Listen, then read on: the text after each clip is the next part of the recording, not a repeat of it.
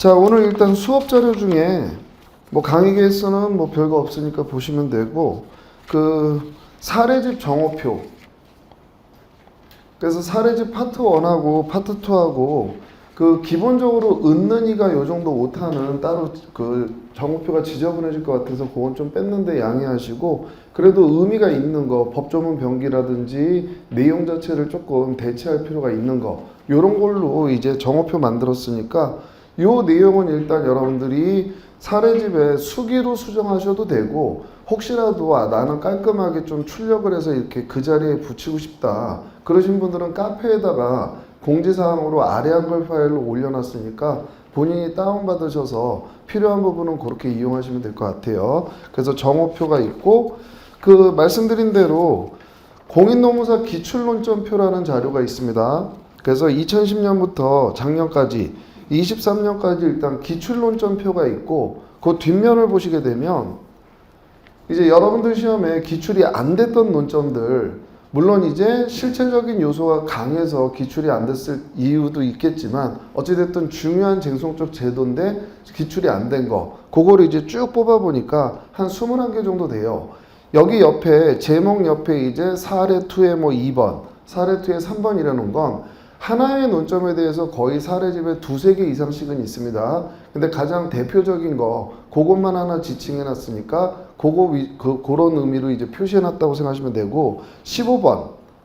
무효선언적 의미의 취소소송은 여러분들 사례집 2기 때도 다루지 않았고, 요거는 논점이 분명히 있는데, 무효선언적 의미의 취소소송, 우리 판례는 일단 형태 자체는 인정합니다.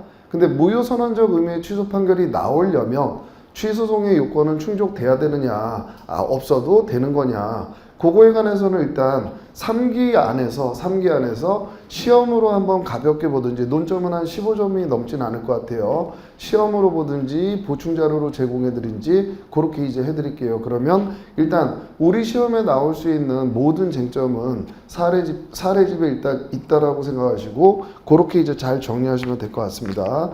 자, 그리고 이제 오늘 이제 3기 1회 시험이기도 하고, 그래서 그 색다른 이런 케이스를 일단 하나 정도, 그래서 앞으로 3기 때 여러분들 시험의 기본적인 방향은 2개 정도는 이미 훈련된 거, 계속 너무 까다롭게 이렇게 사건들을 구성할 필요는 없으니까 일단 여러분들이 훈련이 된 것들, 그런 것들 가지고 일단 출제하고, 하나 정도는 쟁점은 동일하겠지만 좀 새로운 사건, 그걸로 이제 해서 실제 시험장의 분위기를 좀 만들어 드리려고 그렇게 이제 진행하려고 합니다. 그래서 문제 1번 같은 경우에는 2023년도 5급 공채인데, 여러분들이 2기 때도 많은 시험을 보셨지만 어떻게 요 완전체 문제가 2기 때 시험 봤던 논점하고 하나도 겹치지 않기 때문에, 그리고 지금 현재 변호사 시험이든 5급 공채든 법원행시든 계속 이 토지보상법상의 이의제결, 보상금 증액 청구 소송, 요거를 이제 계속 물어보고 있다 보니까 우리 시험에서도 이렇게 등장할 수 있겠다. 그래서 요거를 이제 그대로 한번 가지고 왔습니다. 자, 그래서 일단 사례집 충분히 연습하신 분들은 설문 1번 같은 경우에는 다 잘 쓰셨을 거예요. 그럼 목차 위주로 한번 보겠습니다. 자, 토지보상법상의 원처분주의, 요게 일단 논점이 될 텐데, 이게 논점이 잡히는 이유는 일단 가장 기본적인 문제가 토지보상법에는 이의신청이라고 표현이 돼 있어요. 바로 소송 갈 수도 있지만 이의를 거친 경우에는 그 이후에 소송 갈 수도 있다. 그럼 여기 표현이 법에 이의신청으로 돼 있기 때문에 과연 이게 진짜 이의신청이냐, 아니면 심판에 나온 재결이냐, 심판이냐, 특별행정심판이냐, 요거를 먼저 나눠야. 왜 그러느냐, 만약에 이게 진짜 이의신청이라면, 자, 진짜 이의신청이라면 무슨 재결이 나왔어요. 이건 심판에서 나온 재결이에요, 심판에서 나온 재결이 아니에요. 진짜 이의신청이라면 이건 심판에서 나온 재결이 아닙니다. 그럼 애초에 이의신청에서 나온 재결은 처분이 아니라는 거예요. 그럼 항고소송의 대상이 될 수가 있어요, 항고소송의 대상이 될 수가 없어요. 항고소송의 대상이 될 수 없기 때문에 먼저 요 이의신청이 진짜 이의신청이냐, 행정심판이냐, 그걸 나누려니까 일단 누가 판단하냐, 이의신청은 처분청, 행정심판은 제3의 행정심판위원회, 자, 사법 절차가 준용되느냐? 이의 신청은 사법 절차가 준용되지 않고 심판은 사법 절차가 준용된다. 심판 청구 다시 이걸 거치고 난 다음에 심판 청구가 가능한 거냐? 이의 신청은 가능하지만 심판은 다시 안 된다. 그럼 여기에서 이제 여러분들이 포섭을 하셔야 되는 게 우리 그 토지보상법 85조에서는 이의 신청을 거친 경우에는 이의 재결서 정본 송달받은 날로부터 심판 또는 소송 갈 수 있다 이래놨어요. 소송만 갈 수 있다 이래놨어요. 소송만 갈 수 있게 해놨습니다. 그러다 보니까 요 이의 신청은 심판에서 나온 재결이다. 그럼 이제 심판에서 나온 재결이라고 이제 정리를 하시면, 자, 원처분이 있었죠. 수용 재결 원처분이 있었어요. 그리고 심판을 거쳐서 재결이 나왔어요. 그리고 대상 물어보게 되면 항상 이건 여러분들 그냥 세트로 보시면 돼요. 구조 자체가 원처분이 있고 이거에 대해서 심판을 거쳤는데 여기서 재결이 나오면 재결도 여러분들 처분 등에 포함 안 돼요. 처분 등에 포함돼요. 재결도 처분 등에 포함되다 보니까 소송 들어갈 때 지금 처분이 몇 개 있어요? 2개가 있죠. 그러다 보니까 과연 원처분주의, 재결주의가 있는데 우리는 원처분주의를 채택하고 있는데 재결은 재결 자체의 고유한 위법의 경우에만 받아준다. 그럼 여기에 재결 자체의 고유한 위법을 인정한 판례, 뭐 각하재결이라든지 이런 내용 쓰시고, 그럼 이 사건의 경우에는 불리한 재결이에요? 원처분보다는 유리한 재결이에요? 원처분보다는 유리하기 때문에 재결 자체의 고유한 위법이 인정되지 않는다. 그런 식으로 이제 사안 포섭하셨던 내용이고요. 자, 2번 같은 경우에도 지금 당사자 소송의 임시구제수단, 요거는 논점 자체가 배점이 크지는 않겠지만 우리 시험에서도 한 번도 출제가 안 됐던 논점이고 기본적으로 5급이나 변호사 시험에서도 한 번도 출제가 안 됐던 논점이 최근에 이제 등장하기 시작한 겁니다. 자, 그러면 요거 쓰시는 것도 어렵진 않아요.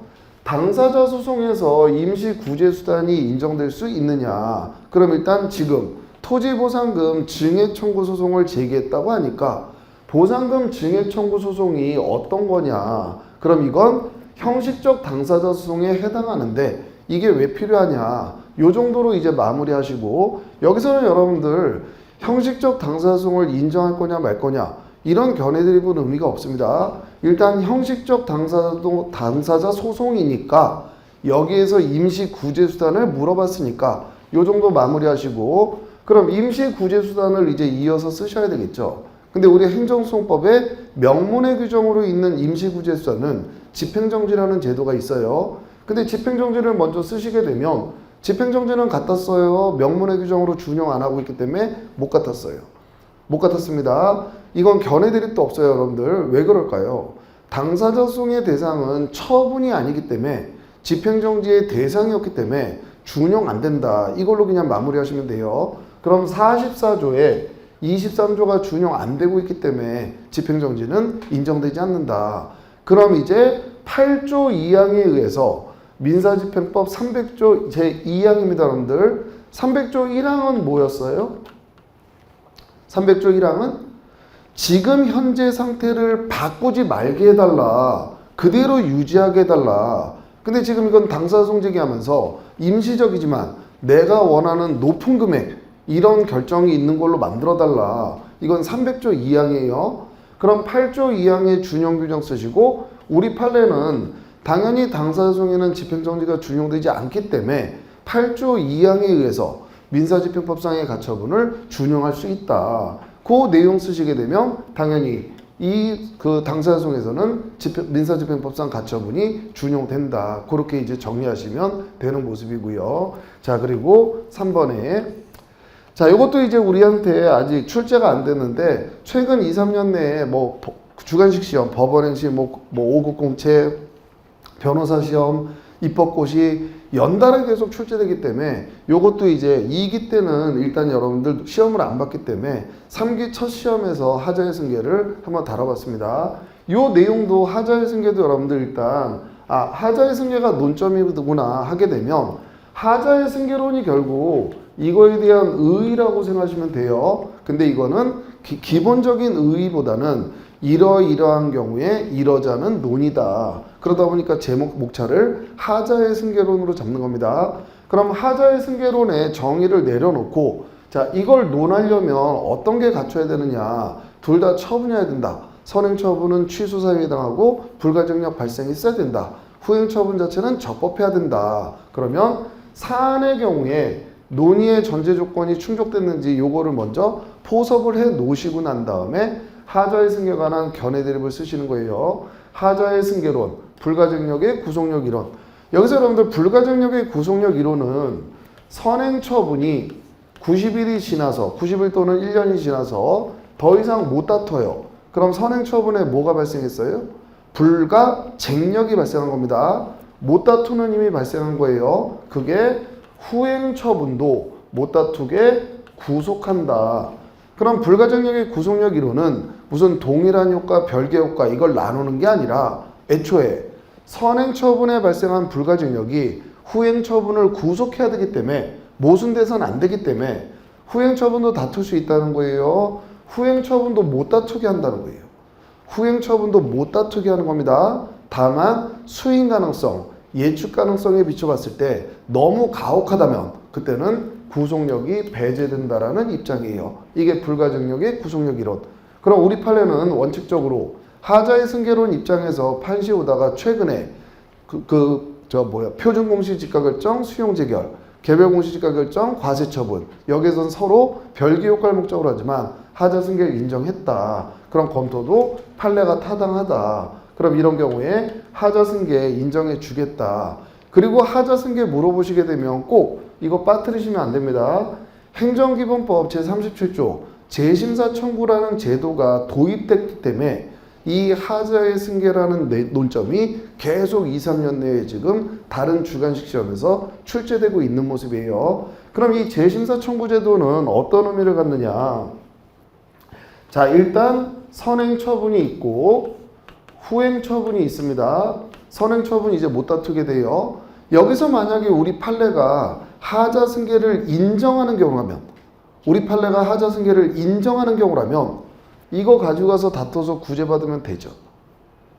이거 다퉈서 구제받으면 되잖아요. 근데 우리 판례가 만약에 하자 승계를 긍정하지 않으면 하자 승계를 부정해버리면 어찌됐든 위법한 선행처분의 기초에서 별개 효과라도 위법한 선행처분의 기초에서 후행처분이 나왔는데 판례가 이거 하자 승계 인정 안 된다.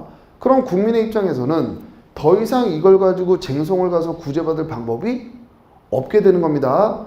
그때 과거에는 행정청을 찾아가서 야 이거 좀 취소해줘 이런 신청권 자체가 없었어요. 그럼 만약에 신청권 규정이 없을 때 가서 이것 좀 취소해줘 직권으로 이건 신청권이 있는 거예요. 단순히 희망에 불과한 거예요. 희망에 불과한 겁니다. 근데 이제는 법에서 명문으로 신청권을 인정했어요.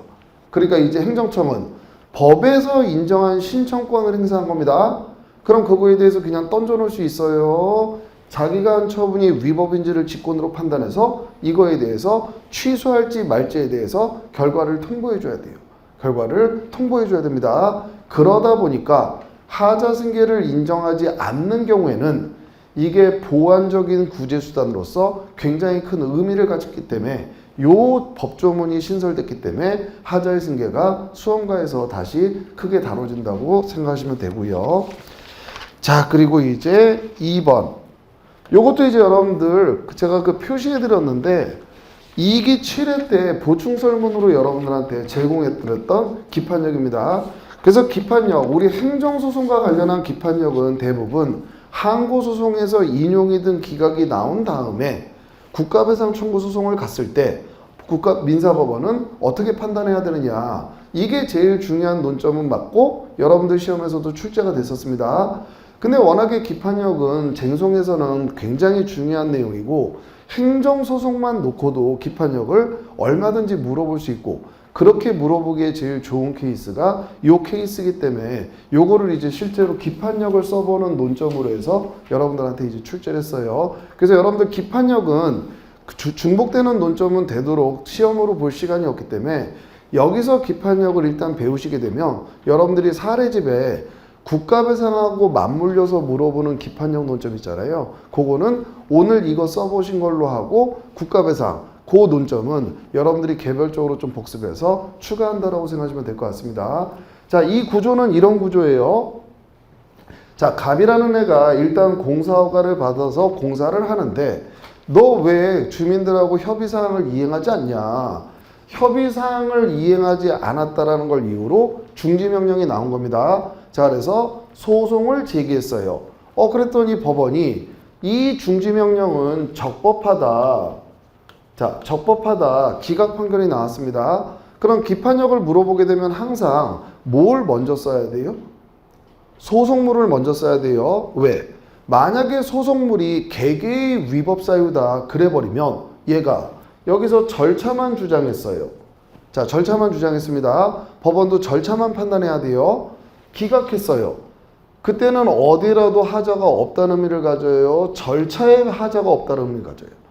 절차에 하자는 하자가 없다는 의미를 갖기 때문에 다른 이유를 들어서 소송 제기할 수 있는 거예요.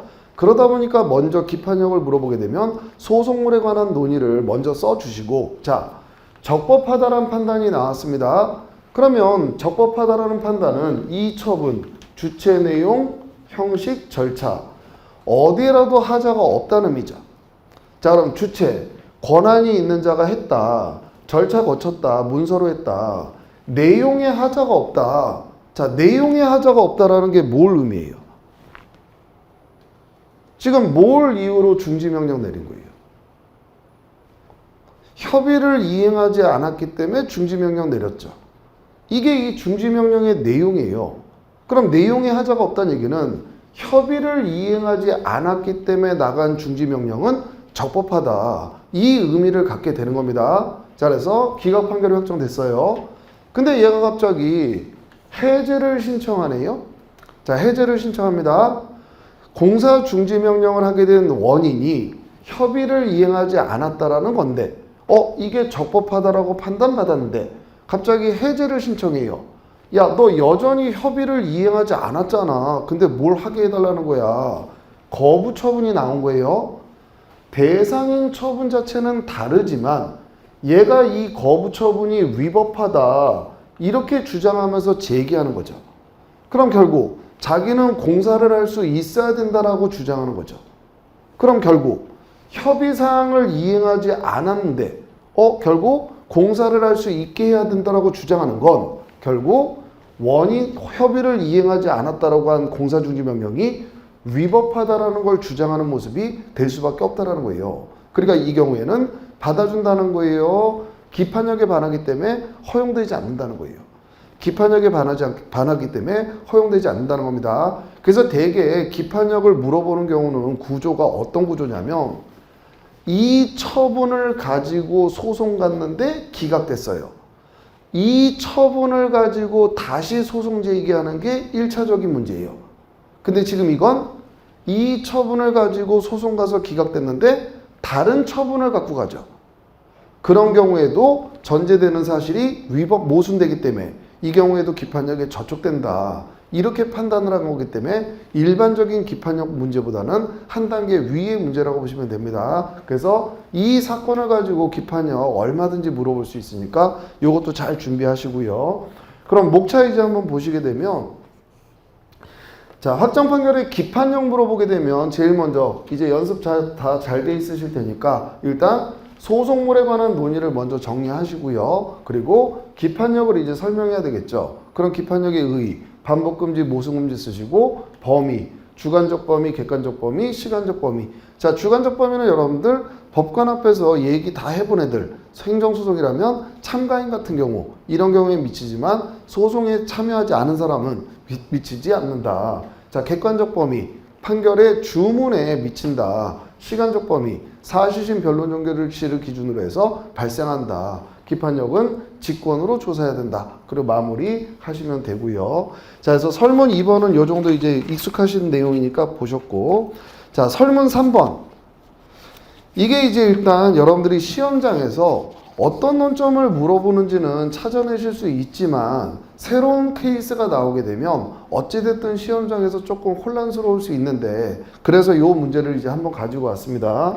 이게 여러분들 기본서에도 있고 기본서에도 있는 내용이고 기본적으로 이제 언급이 됐었던 사건인데 사실관계는 이런 모습이에요. 자, 소유자는 의미가 없습니다. 소유자가 토지를 하나 가지고 있었는데 갑과 을이 2분의 1씩 일단 매매 계약을 체결한 거예요. 근데 소유권 이전 등기를 을의 단독 등기로 해놓은 거예요. 그럼 결국 원래 매수인은 갑이었죠. 2분의 1의 매수인은 갑입니다. 근데 누구 명의로 전부 등기해버린 거예요? 을의 명의로 전부 등기해버린 거예요. 그럼 요 2분의 1 지분에 대해서는 자기 명의로 안 해놓고 을한테 신탁을 해놓은 상태입니다. 자, 그 상태에서 2004년에 갑이 자기 와이프하고 요 나머지 2분의 1 지분, 을이 갖고 있는 진짜 2분의 1 지분에 대해서 매수를 한 거예요. 자, 2004년에 매수를 한 겁니다. 그리고 난 다음에 소유권 이전 등기는 언제 했느냐? 2011년에 병명의로 갑도 당연히 등기한 거고요. 이렇게 등기가 이루어졌단 말이에요. 여기서 여러분들 갑이라는 애하고 병이라는 애한테 너희들 왜 명의신탁했어? 각각 과징금 부과 처분이 나간 겁니다. 갑은 당연히 명의신탁이고 얘는 문제가 된 게 아니에요. 근데 병이라는 사람은 이 당시에 매매를 한 적이 있어요, 없어요? 병은 이 당시에 매수인이에요, 매수인이 아니에요? 매수인 아니에요? 그럼 병이라는 애는 요 기간 동안 명의신탁을 한 적이 있어요, 없어요? 명의신탁한 적 없습니다. 이때 진짜 매수를 한 거죠. 근데 등기는 언제 한 거예요? 2011년에 한 거예요. 그러니까 애초에 행정청은 처음에 과징금 부과 처분을 했던 이유가 뭐예요? 명의신탁을 했다라는 이유로 과징금이 나간 겁니다. 근데 얘는 명의신탁을 한 사실이 없어요. 그러니까 병이 소송을 제기했던 거예요. 나는 여기 관여도 안 했는데 무슨 명의신탁이냐, 위법하다, 취소해달라. 그랬더니 갑자기 법원이 2004년부터 2011년까지 등기를 안 했잖아. 그럼 이건 장기 미등기지. 그 과징금 부과 처분 장기 미등기에 대한 과징금으로 보겠다. 그래서 적법해. 이렇게 판단을 했던 거예요. 그럼 일단 여러분들 오늘 설문3의 논점은 뭐예요? 오늘 설문3의 논점은 첫 추변이에요? 첫 추변이 아니라 26조예요. 26조입니다. 요 케이스는 첫 추변으로도 그대로 물어볼 수 있어요. 자, 그럼 여기서 여러분들 조금 하나 더 여러분들이 좀 이해하시고 계셔야 되는 게 어떤 게 있냐면 논점별로 서술은 바뀌는 게 없습니다. 자, 우리가 보통 논하는 거, 자, 변론주의와 직권탐구주의에서 논하는 게 어떤 경우냐면 어떤 걸 전제로 하냐면 자, 지금 직장 이탈을 했다라는 이유, 자, 얘가 그때 직장 이탈을 했다라는 처분 사유, 이유로 파면 처분이 나간 거예요. 자, 그러면 이제 갑이라는 애가 소송을 제기합니다. 난 직장 이탈이 아니야. 그럼 지금 직장 이탈인지 아닌지가 다퉈지는 거죠.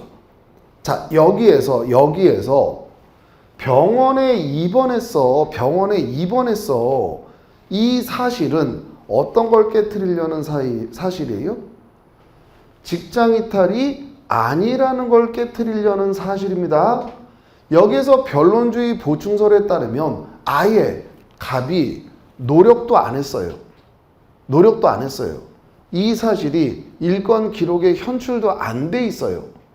그때 법원이 직권으로 얘가 슈퍼맨도 아니고 찾아보자. 이럴 수 있다는 거예요. 그건 변론주의 한계를 벗어난다는 거예요. 변론주의 한계를 벗어나는 겁니다. 근데 변론주의 보충설에 따르게 되면 명확하게 제대로 주장 증거 제출 못해도 일권 이 사실이 기록에 현출돼 있다면 법원이 직권으로 증거조사해보고 이 사실을 인정하고 취소 판결을 내릴 수 있다. 기본적으로 26조가 문제되는 가장 기본적인 유형은 행정청이 처분 사유로 들은 사유가 있죠. 이 사실을 깨트리려는 사유, 요거를 가지고도 법원이 아무런 제한 없이 찾아다닐 수 있는 건가? 요거를 이제 논하는 거예요. 자, 이거는 될까요, 안 될까요? 자, 병원에 입원했냐 안 했냐 법원이 이걸 증거조사한 게 아니라 이놈 직장 이탈은 아닌 것 같은데 횡령했네. 횡령했네. 행정청이 아무런 주장도 안 했는데 입도 안 띄었는데 법관님 요 파면이 횡령을 했다라는 걸 이유로 나간 걸로 봐주세요. 입도 안 띄었는데 법원이 이놈 횡령했네.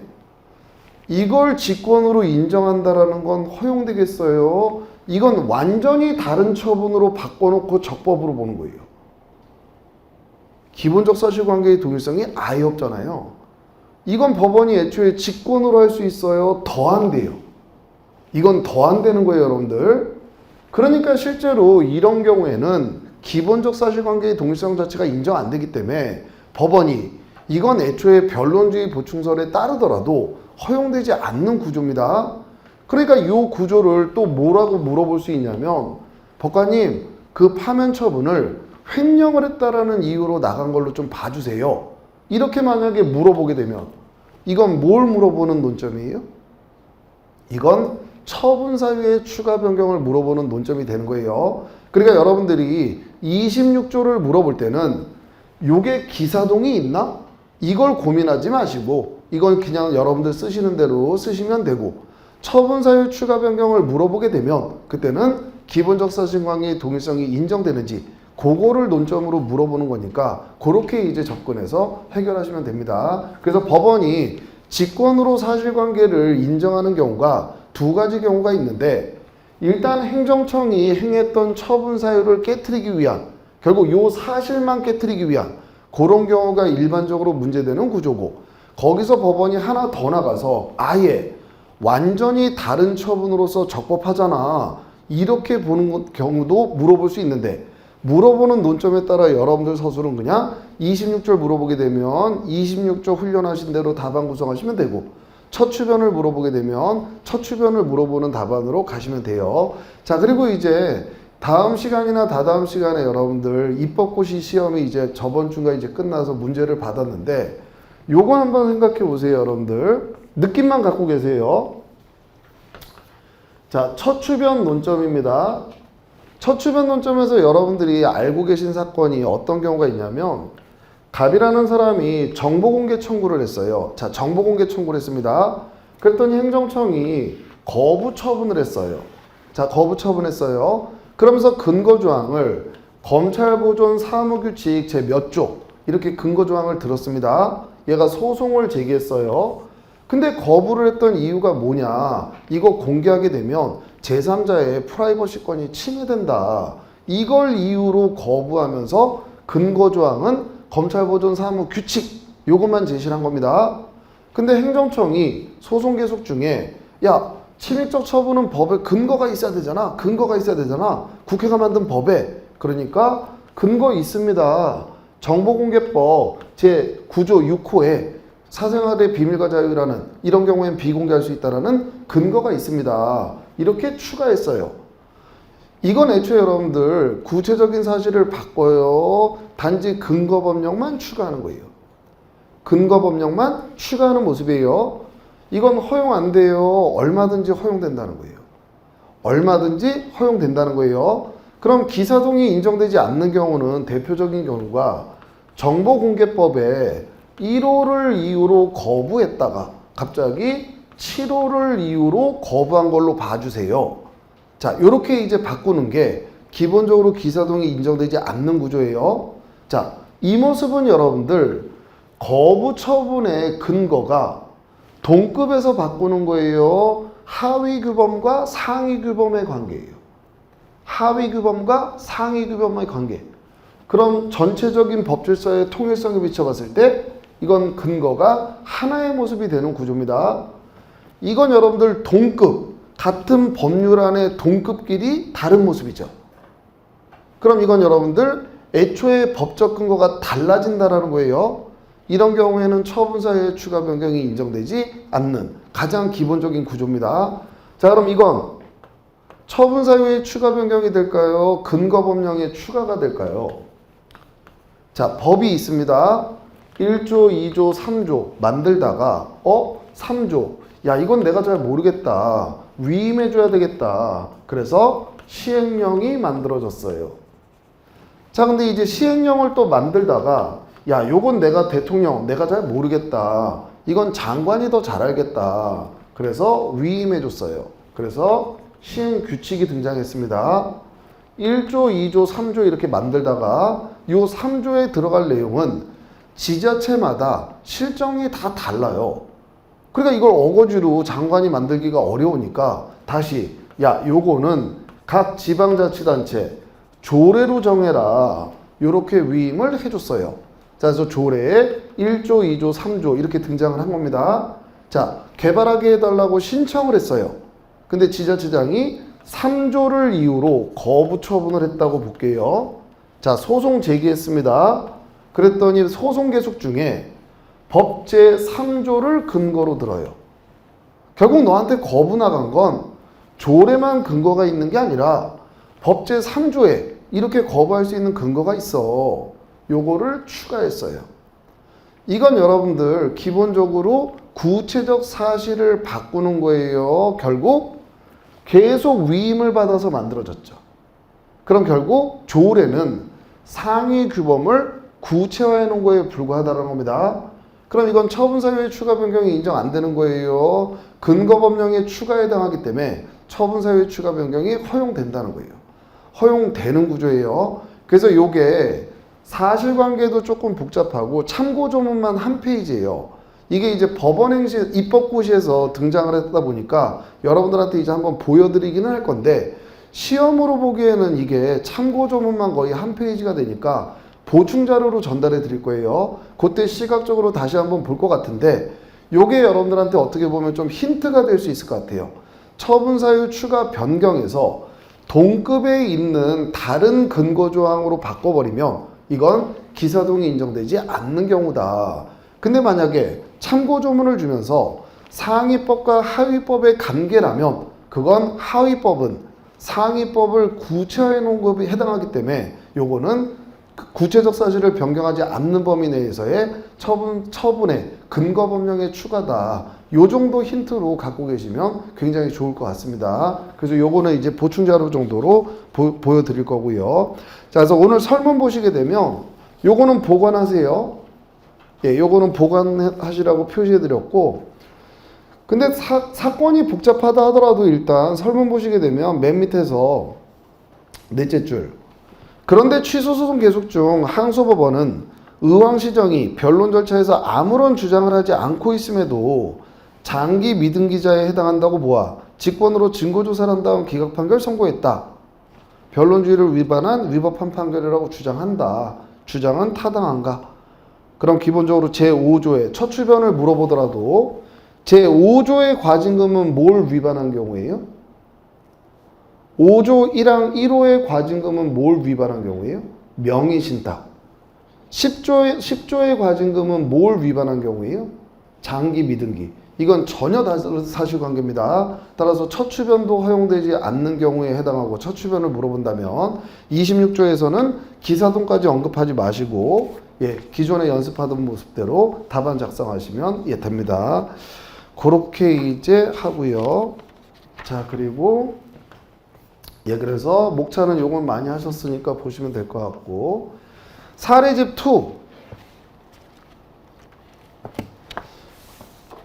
일단 사례집 2 위주로 이제 3기가 진행될 건데 오늘은 이제 그 학원가가 전부 오늘 개강했기 때문에 다른 스크린 논점을 전달해 드릴 게 없고 이제 다음 시간부터는 다른 스크린 논점도 이제 전달해 드릴 건데 일단은 사례집 1은 일단 맨 처음 파트가 진도별 파트 그 다음에 기출 파트이기 때문에 여러분들이 일단 그건 개인적으로 보시는 게 차분하게 이렇게 또 3기 안에 차분하게 전체적으로 진도를 한번 훑겠다. 그런 식으로 이용하시면 좋을 것 같고 일단 사례집 2가 익숙하지 않은 다양한 창작 문제라든지 최신 기출이라든지 이게 많기 때문에 요게 한 63개 정도 돼요. 그래서 하루에 10개 정도, 12개나 요 정도 이제 쭉 같이 보시고 나면 그리고 사례집 2는 전범위로 구성되어 있기 때문에 일단은 전체적으로 좀 복습을 하실 수 있을 것 같아요. 그럼 이제 3기 수업은 이렇게 시험 보시고 시험에 대한 강평은 그렇게 길지 않습니다. 강평 짧게 끝내고 일단 스크린 논점이 이제 다음 주부터 등장하게 되면 스크린 논점 전달해 드릴 거고 나머지는 사례집 2를 1번부터 뭐 한 10개씩 그 정도로 이제 그 쭉 보는 걸로 그렇게 진행을 하겠습니다. 자, 그래서 1번 먼저 볼게요. 6페이지. 자, 법무사 사건입니다. 사실관계는 이제 한 번씩은 다 다뤘으니까 간략간략하게 넘어갈게요. 1번. 법무사 을이 이 사건 채용 승인 취소를 구하는 소송을 부산지방법원 민사부에 제기했다면, 그럼 일단 여러분들 서울중앙지방법원이면 행정사건에 대한 관할이 있을 수가 있어요, 없어요? 서울중앙지방법원이면 불가능해요. 서울지역은 서울행정법원만 재판권을 갖고 있는 법원을 다 모아놨습니다. 근데 부산지방법원, 대전지방법원은 민사부라 하더라도 꼭 민사부예요. 행정부도 겸할 수 있어요. 행정부도 겸할 수가 있어요. 그러다 보니까 부산지방법원 민사부에 제기했다면 을의 소제기는 적법한가? 만약 부적법하다면 민사소송에서 항고소송으로 소변경을 신청할 수 있는가? 자, 여기에 우측에 목차 보시게 되면 일단 공법관계와 사법관계의 구별, 이걸 구별해 놓으시고 이게 과연 처분이냐 아니냐? 그러면 7페이지 사안의 경우 법무사규칙 제37조 사항에서 채용승인 거부 등에 대한 불복 절차로서 이의신청, 이의신청은 뭐에 대해서 하는 거예요? 이의신청의 대상이 뭐예요? 처분입니다. 이게 처분이라는 논거가 되는 거예요. 이의신청을 하도록 제도를 규정하는 점. 동조 제7항은 소관지방법원장이 법무사회에 대하여 승인 취소를 명할 수 있는 점. 자, 이거는 왜 처분의 근거가 되는 거예요? 자, 지방법원장이 법무사회에 대하여 명령을 한대요. 명령을. 그럼 이때 법무사회는 단순한 사법적 모임이에요. 하부 행정기관의 모습이 된다는 거예요. 명령 감독을 갖는 하부 행정기관의 모습을 갖게 된다는 겁니다. 따라서 채용 승인 취소를 명할 수 있는 점에 비춰보면 지방법무사회는 법무사 감독이라는 국가사무를 위임받아 수행하는 것으로 봐야 된다. 공무삭사인 같은 성격을 갖는다는 겁니다. 따라서 공법관계에 해당한다. 자, 처분성 인정 요건은 보시고 넘기시면, 자, 민사소송과 행정소송 간의 소변경 허용 여부. 실제로 이 사건에서 이 경우에 과연 행정소송으로 소변경이 가능하냐? 가능하면 변경해서 심리 판단하고, 가능하지 않으면 관할법원에 이송해라. 요 문구가 이 사건에서는 실제로 등장했기 때문에 여기에서는 그냥 긍정하자. 개정안에서도 폭넓게 긍정하고 있다. 이렇게 가더라도 충돌이 안 생기는 게 부산지방법원 지금 이 민사부는 행정법원의 역할도 하는 경우가 있을 수 있기 때문에 그래요. 근데 요거하고 여러분들 구별해서 꼭 기억하실 게 같은 행정소송과 민사소송 간의 변경이지만 부가가치세 환급 청구. 그건 실제 사건이 서울중앙지방법원에 제기하다 보니까 서울중앙지방법원은 행정사건의 관할 자체를 가질 수가 없죠. 그러니까 부가가치세 환급 청구 사건에서는 소변경을 부정하는 모습으로 사건을 해결할 수밖에 없었다. 그래서 그 부가가치세 환급 청구에서는 소변경을 부정하는 방법으로 가셔야 여러분들이 답안이 편하게 흘러가십니다. 이 사건에서는 소변경을 긍정하셔도 되고 이 답안처럼 여기에서도 소변경을 부정하셔도 되고, 근데 그냥 연습하신 대로 여기서는 소변경 긍정하는 모습 이 두 개를 같이 물어보는 시험은 등장하지 않을 테니까 그 두 개를 좀 경우를 나눠서 기억하시면 훨씬 그 답안이 풍부해질 수 있습니다. 사건에서 쟁점이 됐던 거 위주로 답안 작성을 하다 보니까 조금씩은 어떤 경우에는 검토가 달라질 수 있는 점은 그렇게 좀 양해하시고요. 자, 그래서 맨 밑에 사안 해결만 보겠습니다. 넷째 줄. 이 사건 채용 승인 취소는 법무사회가 행정청으로서 갑이 종사정지 3월의 징계처분에 불응했다는 구체적 사실에 관한 법집행위로서 직업수행의 자유를 제한하므로 처분에 해당한다. 이 사건 채용 승인 취소는 일반적인 행정기관이 행한 것이 아니라 법무사회가 행했기에 민사소송의 대상인지 행정소송의 대상인지 구별이 애매했다. 따라서 소송경제 및 의뢰 권리구제를 위하여 항고소송으로서의 소변경을 인정하는 것이 타당하다. 판례에 따르면 불분명하지만 당해 민사법원이 행정소송에 대한 관할도 동시에 가지고 있는 경우라면 을로 하여금 항고소송으로 소변경하도록 하여 1심 법원으로 심리 판단할 수 있다. 요 정도 하시게 되면 사안의 해결이 일단 풍부해지기 때문에 이렇게 이제 정리하시면 될 것 같아요. 자, 원고적격은 여러분들 넘어가겠습니다. 자, 이제 어디 보시냐면 12페이지. 자, 피고적격, 피고경정. 피고경정에서 제일 많이 물어봤던 내용은 대리하고 내부 위임인데 아무래도 여러분들 근로복지공단이나 건강보험공단은 여러분들 실무하고 굉장히 이제 밀접되어 있기 때문에 요거를 가지고 피고경정을 물어볼 수도 있을 것 같아요. 이건 법조문을 그대로 활용하시면 됩니다. 자, 그러면 설문은 이제 아시니까 우측에 피고적격이 있는 자 원칙 쓰시고 예외, 승계청, 국가 등 행정주체 13조 1항 단서, 13조 2항 그거 차분히 쓰시면 돼요. 여기 승계청 여기 혹시 이제 좀 오래됐으니까 넷째 줄 처분 권한이 타 행정청에 승계된 경우뿐만 아니라 처분 등의 상대방인 사인의 지위나 주소 변경에 의하여 관할이 이전되는 경우도 여기 포함시키겠다. 요게 이제 어떤 경우였냐면 주소지 관할 세무서장 갑의 주소지 관할 세무서장이 처분 권한을 갖는다. 법에 이렇게 되어 있습니다.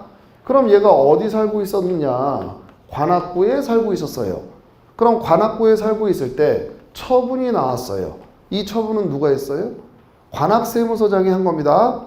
근데 그 이후에 얘가 강남구로 이사했어요.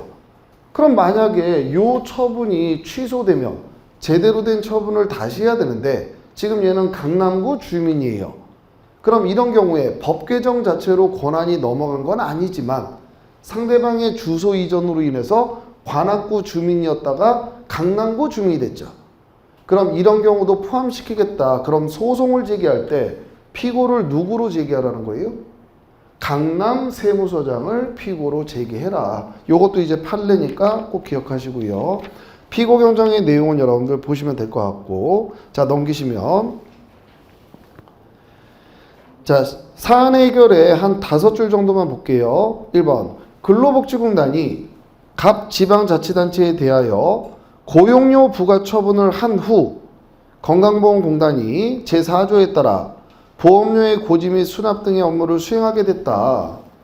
동법부칙 제5조가 이 법 시행 전의 근로복지공단의 행위는 건강보험공단의 행위로 본다고 규정하고 있으므로 위 처분의 취소형의 피고적격은 국민건강보험공단에게 있다. 그 사안 포섭하는 정도만 체크하시면 될 것 같고요. 자, 이제 15페이지. 요건 설문 한번 읽어보세요. 요 설문하고 17페이지 설문하고. 요것도 이제 출제가 안 뜬 논점이기 때문에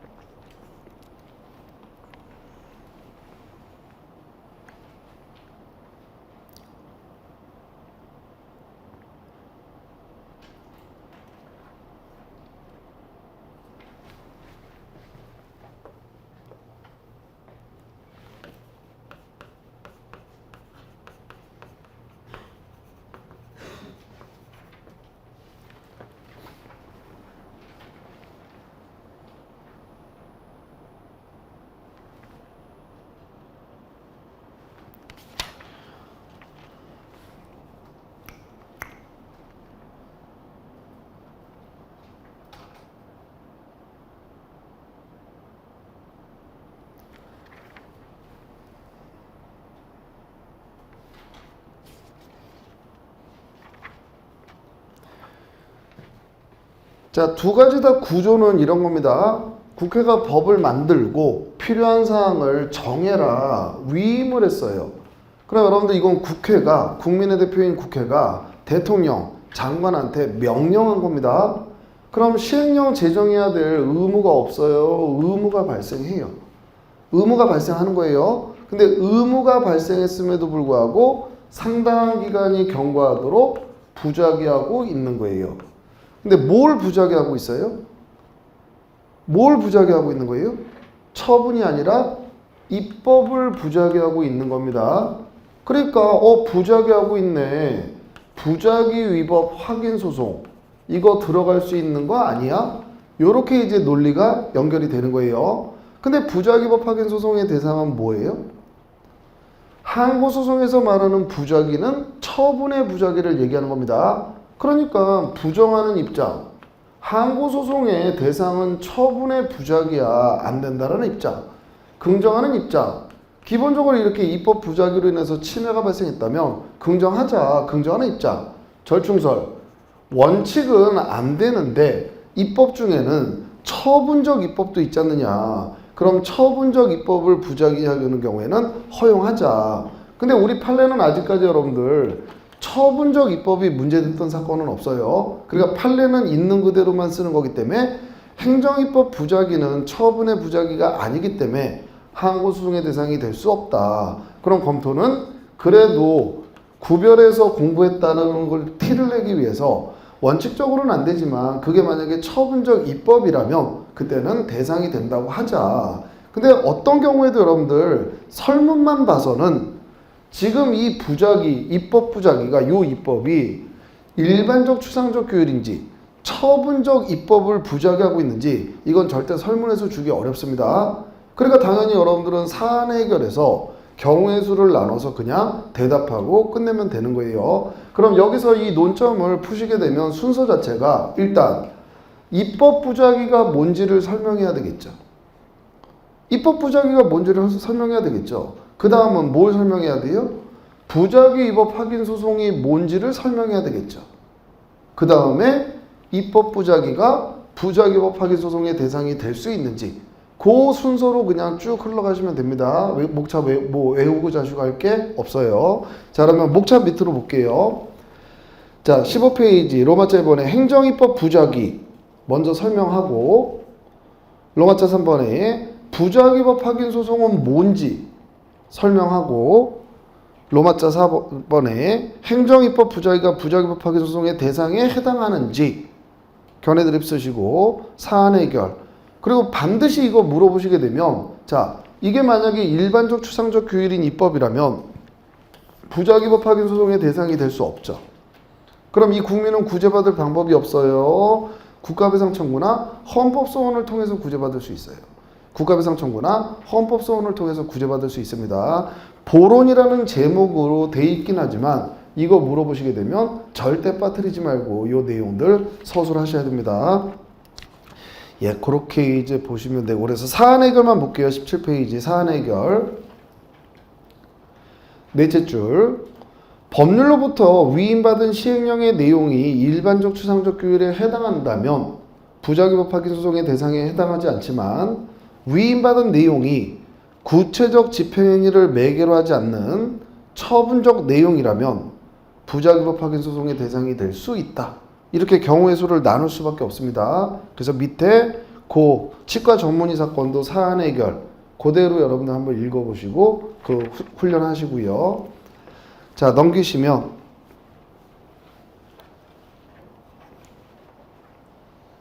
자 18페이지 이건 이제 너무 많이 했죠. 그래서 1번에 관할행정청 의뢰 반려행위 노조 설립 신고 반려 이게 과연 취소송의 대상 적격이 인정되느냐 이거는 이제 뭐 주무시다가도 쓰실 수 있을 것 같고 2번에 요거 설문 읽어보시게 되면 넷째 줄에 항소법원은 의리 변론 절차에서 아무런 주장을 하지 않고 있음에도 불구하고 이러이러한 사실을 직권으로 인정한 다음 기각 판결을 선고했다. 오늘 시험 보신 논점입니다. 그러니까 그거 그대로 매칭하시면 되고요. 자, 그리고 넘기시면 23페이지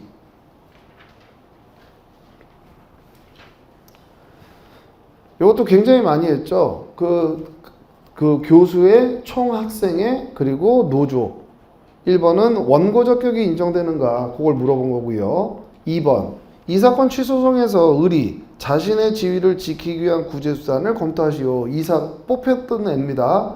그럼 얘는 뭘 강구할 수 있어요?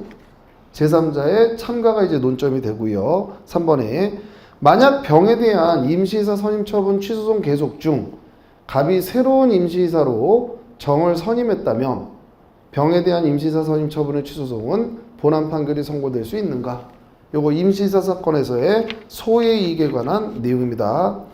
자, 그리고 여기 소해이익에서 또 하나 여러분들 좀 기억을 되살리기 위해서 코멘트하는 게, 입법고시는 여전히 약술 문제가 하나 있어요. 근데 이 약술 문제로 이번에 뭘 물어봤냐면, 여러분들한테 이제 케이스로 변형해서 시험을 보든지 뭐 자료로 나눠 드릴 거예요. 일단은 미리 좀 예측을 시켜드리면, 자, 갑이라는 사람이 신청을 했는데 거부 처분이 나왔어요.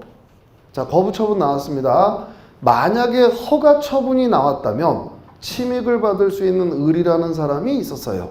근데 거부가 나왔어요. 그러니까 갑이라는 애가 심판을 청구했습니다. 이거 취소해달라.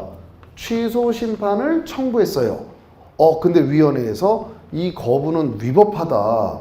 취소 재결이 나왔어요. 자, 취소 재결이 나왔습니다. 허가 나왔어요? 아직 허가 안 나왔어요? 아직 허가 안 나왔어요? 그럼 무슨 상태로만 돌아가는 거예요? 신청이 있는 상태로만 돌아가는 거예요. 그럼 장차 재처분에 의해서 허가가 나올 수는 있겠죠. 허가가 나올 수는 있겠죠. 이건 직접적인 침해가 있어요? 을한테? 장차 나올 수도 있어요. 나올 수도 있고 안 나올 수도 있고. 무슨 직접적인 침해가 있어요? 이 상태만으로 얘 무슨 명예나 신용 이런 게 침해되는 게 있어요? 아니, 거부 신청만 했잖아요. 여기서 얘한테 무슨 직접적으로 어떤 침익이 있어요? 전혀 없죠. 여기에서 을이라는 애가 곧바로 이거 취소해달라고 소송을 제기한 거예요. 자, 소송을 제기한 겁니다. 과연 이걸 법원이 판단해서 판결을 내릴 쓸모가 있는 건가? 소의 이익이 있는 건가? 요 사건을 여러분들 언제 해드렸었냐면, 여러분들 판례 특강에서 변호사 시험 표준 판례 거기에서 이걸 다뤄드렸었습니다.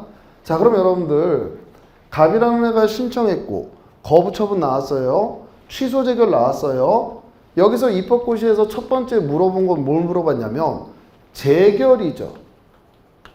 자, 재결입니다. 요 재결이 소송의 대상이 되는 경우, 그걸 일단 설명해봐라. 그럼 이거는 뭐 쓰면 돼요? 소송의 대상이 되는 경우를 설명하래요. 침익이 있는지 말지 그걸 물어보는 게 아니라. 그럼 원처분이 뭐였어요? 거부. 재결 나왔죠. 그럼 이거에 대한 대답은 뭐 쓰는 거예요? 원처분주의, 재결주의. 재결 자체의 고유한 위법. 그럼 이 경우에는 취소 재결, 인용 재결로 인해서 재결 자체의 고유한 위법이 있다면, 그럼 요 인용 재결 자체로 새로운 침익이 있다면 그때는 대상 적격이 충족될 수 있다. 그리고 끝나는 거예요. 그리고 한 문제에서 다시 이어서 만약에 을이 이 취소 재결을 가지고 소송 들어갔다면 소해이익이 인정될 수 있는 거냐, 이걸 물어본 겁니다. 판례는 단칼에 잘랐어요. 아무것도 침익이 없는데 뭘 다투냐. 나중에 재결의 기초에서 혹시라도 허가 처분 나오면 그걸 다퉈야지. 지금 상태로는 얘한테 아무런 침익이 없는데 뭘 다투냐. 소액이 없다. 이렇게 써서 끝냈습니다. 근데 우리한테는 요 문제를 그대로 입법고시는 아예 약술의 형태지만, 단문의 형태지만 조금이라도 각색해서 이걸 물어본다면, 왜냐하면 입법고시에서는 이거를 케이스로 못 물어봤던 게 이게 사실관계가 인터넷에 안 떠요. 검색을 해도 대법원의 판결료지만 뜨고 사실관계가 안 떠요. 그러다 보니까 약술 시험으로 물어봤던 것 같아요. 그럼 만약에 우리한테 이걸 물어보게 되면 우리는 일단 소의 이익에 관한 논의를 다 써야 됩니다. 20에서 25점은 전제를 해야 되기 때문에, 그럼 소액의 의 원칙 의미 쓰시고, 법률상 이익설, 정당한 이익설 쓰시고, 판례 쓰시고, 그럼 어쨌든 이 판례에서는 소액 인정했어요? 소액 인정 안 했어요? 여기서 우리 판례는 소액 인정했어요? 소액 인정 안 했어요? 소액 인정 안 했어요. 그건 꼭 기억하셔야 돼요. 자, 나는 뭐가 타당해요? 나는 뭐가 타당해요? 정당한 이익설이 타당해요, 여러분들. 근데 정당한 이익설에 따르더라도 이 취소 재결의 위법을 확인이라도 해줘라. 그럼 얘가 그걸 가지고 쓸모가 있잖냐. 이렇게 흘러가야 소액이 인정되는데 이걸 확인해주면 무슨 얘가 무슨 명예나 신용 뭐가 회복되는 게 있어요? 전혀 없죠. 이 경우에는 정당한 이익설이 타당하다 포섭하셔도 결국 을한테 지금 구체적인 침해 자체가 발생한 게 없기 때문에 이건 소액이 인정되지 않는다. 판례도 유사한 사건에서 소액을 부정했다. 요렇게 흘러가시면 됩니다. 그래서 요거에 대해서도 시험으로 보시든지 아니면 근데 시험으로는 못 볼 것 같아요. 일단 원처분주의 재결주의를 오늘 보셨기 때문에 요건 보충 자료로 완성된 답안을 만들어서 입법고시 자료 나눠드릴 때 해드리는 걸로 할게요. 예, 그래서 소액 관련해서 요거 이제 하나 논점 좀 추가했고요. 자, 31페이지 요거하고 잠깐 쉬겠습니다. 31페이지. 요건 국가기관의 원고 적격이에요. 그래서 선관위 위원장 사건입니다. 이건 요거만 주의하시면 돼요. 32페이지. 국가기관에 취소소송 제기가 허용되느냐, 취소소송 적법하게 제기할 수 있는 요건 검토해라. 이렇게 물어보게 되면 곧바로 취소소송을 검토하면 돼요. 32페이지. 로마자 2번에 기관소송 내지 권한쟁의 심판의 대상이 되는지를 먼저 검토해야 돼요. 국가기관과 국가기관 간의 다툼이기 때문에 먼저 이거 기관소송의 대상은 아닌가? 권한쟁의 심판의 대상은 아닌가? 이걸 먼저 해결해야 돼요. 실제 대법원도 이걸 먼저 해결하고 난 다음에 이건 취소소송 제기를 허용해야 된다. 이렇게 넘어간 겁니다. 자, 그러면 기관소송 1번에 법 제3조 제4호 기관소송 셋째 줄 기관소송 법정주의를 채택하고 있다. 위원회의 조치 요구에 대하여 부패방지법은 기관소송을 허용하는 규정을 두고 있지 않다. 을은 기관소송으로서 조치 요구를 다툴 수 없다. 2번에 헌법재판소의 권한쟁의 심판 상대방이 누구든지 간에 넷째 줄 요것만 포섭하시면 돼요. 국민권익위원회는 헌법에 의하여 설치된 국가기관이 아니다. 따라서 권한쟁의의 대상도 될 수 없다. 그럼 사안의 경우 첫째 줄 끝에 아무것도 못함으로 취소소송 제기가 허용되어야 할 것이다. 대법원도 선관위 위원장, 소방청장, 국민권익위원회를 피고로 제기한 조치요구 취소소송을 허용했다. 나머지 내용은 보시고요. 넘기시면 맨 밑에 이것도 꼭 쓰세요, 여러분들. 표현은 그 사건 해결 안으로 못 들어가지만 보론. 요거 정오표에 보시게 되면 부패방지법으로 법명을 바꿔놨습니다. 전부 부패방지법이라고 하겠다 그랬는데 여기만 국민권익위원회법 돼서 정오표에 이거를 부패방지법으로 이제 바꿔놨으니까 살짝 고치시면 될 것 같아요. 부패방지법상 항고소송 신설한 거. 최근 부패방지법은 국민권익위원회의 신분보장 등 조치 결정을 받은 국가기관이 항고소송을 제기할 수 있도록 법 규정을 신설했다. 이거 꼭 빠뜨리지 말고 쓰시고요. 설문 2번은 사정 판결이 가능하냐 그거 이제 물어본 건데 뭐 공무원 하나 그거 구제해 준다고 해서 무슨 사정 판결 이런 거 인정되지 않는다. 그 논점으로 흘러가시면 됩니다. 요건 그렇게 보시면 될 것 같고 좀 쉬었다가 7번부터 또 나갈게요.